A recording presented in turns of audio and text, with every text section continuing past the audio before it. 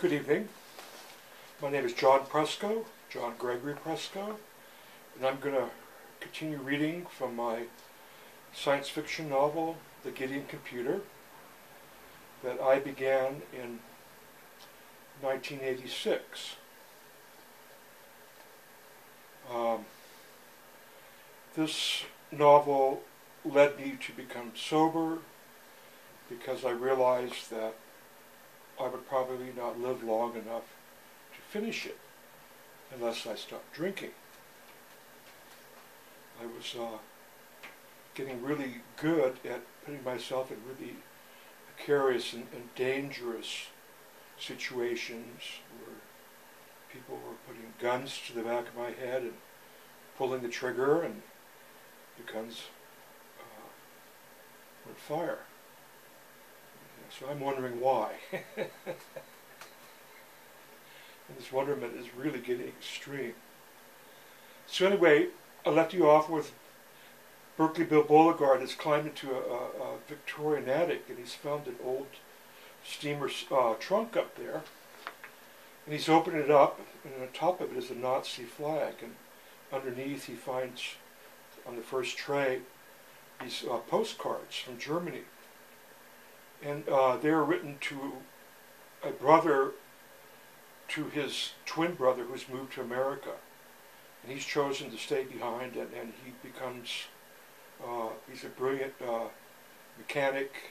He joins the Nazi party. He's pleading with his brother to come back to the fatherland because something really extremely wonderful is happening.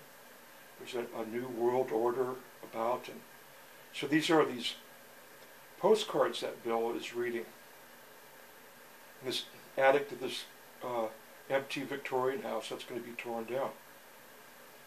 Now this trunk actually did exist. There wasn't a Nazi flag in it. There were postcards, and there were stamps and letters with evidence of the Nazi eagle with a swastika underneath.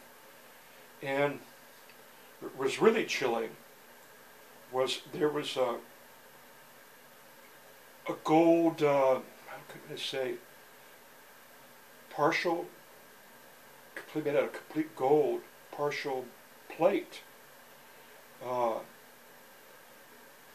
was really, me and my ex-wife Mary Ann Thorlson were wondering how much this gold was worth. It was, I don't know, several, 5, 6 ounces or something. Mary Ann had bought a house in Richmond, and this trunk was up in the attic. And she brought it home. I think I was living downstairs at the time. And showed it to me, and I was just totally intrigued. And actually, I think I took the gold jaw or whatever it was. Looked like the Samson's jaw that he beat the Philistines to death. I took it to a jeweler, and he says, "Yeah, it's worth $100." And I don't remember if I sold it or not.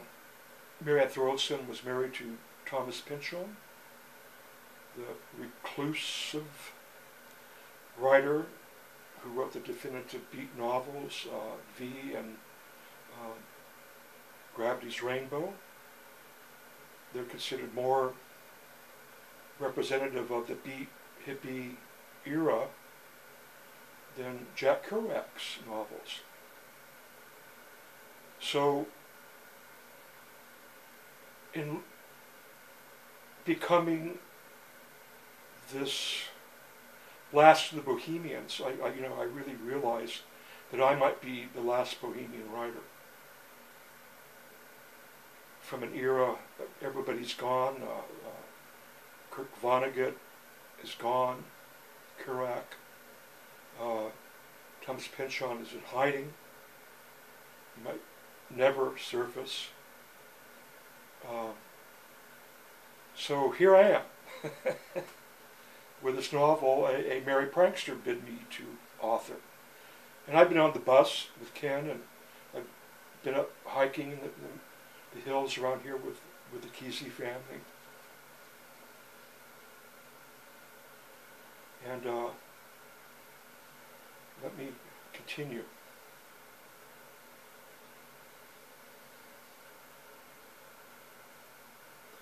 Humpty Dumpty Bill concurred with his own observation, and this transference to a nursery rhyme character had been used when Bill had such a disaster. A head bolt busting off in a car when he was repairing. He forced to scrap the engine and put in a new one. And when you discover you're always right, one begins talking to oneself, even though this is a terrible sign something has gone terribly wrong for you, like your whole life.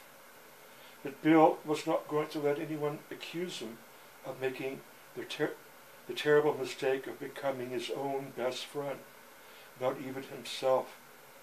And besides, what mechanic doesn't talk to himself, or the inanimate hunk of metal his customers treat as their best friends, even better than their own wives and children? Mechanics become mechanics because they secretly despise their fellow man, for the simple reason they are totally unreliable, and the service manual that comes with them totally inapplicable.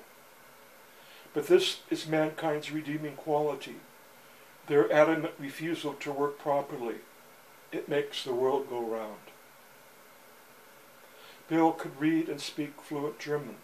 His grandmother, a native, had taught him against the objections of his mother. She's stressing the need for all of us to respect the lessons of the past, that it has a way of repeating itself till it gets itself completely wrong. And only then does it move on. Only that there is nothing left to do, to undo. Bill studied the dates on the cancelled stamps till he was distracted by the image of an infamous and angry man glaring up at him. His dab of mustache made him look as if he had just gotten a bloody nose in a street brawl and was looking for another scrap. The demeanor of his features reminded Bill of a clenched fist. Bill shook his head, disgusted that even now humanity cannot see him for what he was, a knucklehead. Perhaps it's just too fucking embarrassing. The world is ashamed to admit we're all pretty pathetic when it comes to judging the character of another. And time after time, when we think we have all the doors and windows locked, our judgment safely sealed, then comes a knock at our door. And we are inviting right on in the most notorious villain, extremely curious as to what is in his little bag for thee.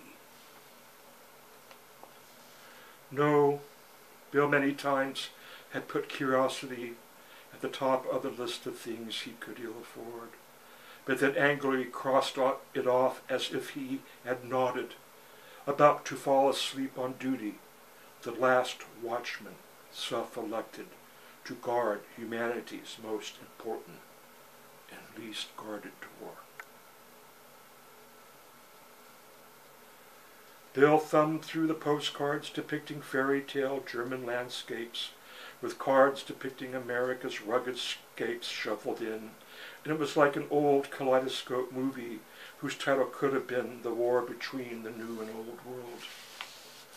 Bill had opened a packet of letters and was now engrossed with an accompanied dialogue between two brothers trying to entice each other, one to come to America, the other to return to the fatherland. It was a war of wits made doubly intense as they were twins, and try as they might, they could not help but use this fact like a club, but only when all else had failed. Otto, the Americanized brother, had recently immigrated to the U.S. and was imploring his older brother, by 3 minutes, to go to do the same. And off he fired a follow-up salvo to Hans's Heil Hitler, Hindenburg, and quaint Hamburg Castle cards, he trumping them with Old Faithful, the Grand Canyon, in the Empire State Building. But Hans was made of crushed steel, and his reply was unbending and cold. Where is the tradition? I do not see it. And the landscape without tradition is a wasteland. Do not waste your time, Otto, with riffraff and Indians.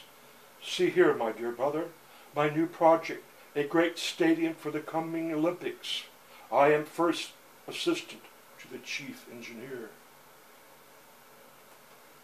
Aha, Bill exclaimed. A fellow engineer. And Bill looked through the photos Hans had taken, and as Hans himself, who was standing atop a great Romanesque pillar, his blond Nordic hair waving like a conquering flag above his nation's entry into the new golden age of man.